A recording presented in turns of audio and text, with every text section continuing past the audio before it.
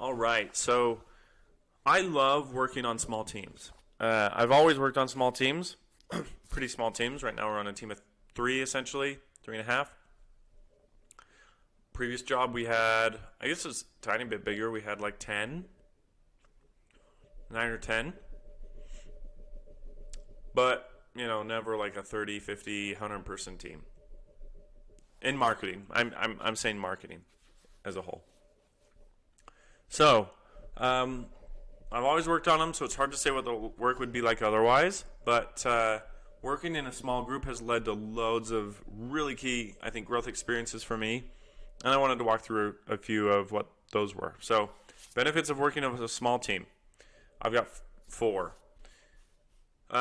Benefit number 1 is you get to wear loads of hats. Like, I've honestly touched almost every aspect of marketing outside of maybe like putting together a billboard or putting out a press release, which will probably happen soon, quite honestly, so I'll check that box. I've touched everything else. And you're kind of forced to. You have to be, you're probably the kind of person that's good at everything and like excellent at nothing. But that's what like small teams need. That's what they need. And so it's fun to like have that variety and wear loads of hats and do a bunch of different things. Benefit number 2 is that you learn to move really, really fast.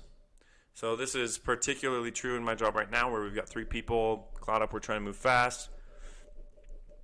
And you have to. Like, that's the only other way. And so there's so much essentially to do that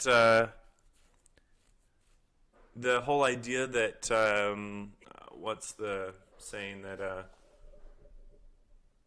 perfect is the enemy of done, or whatever that phrase is. That's the idea that like there's a point where things are just good enough. You get something good enough and then you go and then you do the next. And if it's good enough, then you keep going, because otherwise you're wasting time. You're wasting time from not learning. You're wasting time from working on something that's really important next. So you just have to move fast, and it's really cool. I guess that goes into my third point. Maybe those are really tied. My third point that I'm looking at here is that I had to learn to get a keen eye for something that is good enough. So in order to move fast, I had to be able to know when something was going to be okay. Like, could it be better? 100%. And I'm not trying to put out trash. Like, we're trying to do good work. But we're not focusing on really, tiny details or stuff like that can get us hung up. Like, in order to get my work done, I have to know when it's done. And that's good enough. And so in order to do that too, I think this is the last one is I've really learned, and I keep having to learn quite honestly, but prioritizing my work is super, super, super, super important. Because on a small team, there's lots of like big impact ideas that you can work on. You're not just like a machine in the cogwheel. I don't know if that's the right phrase, by the way.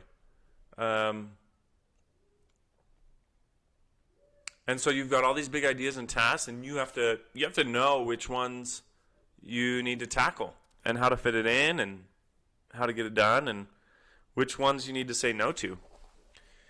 So prioritization is really important.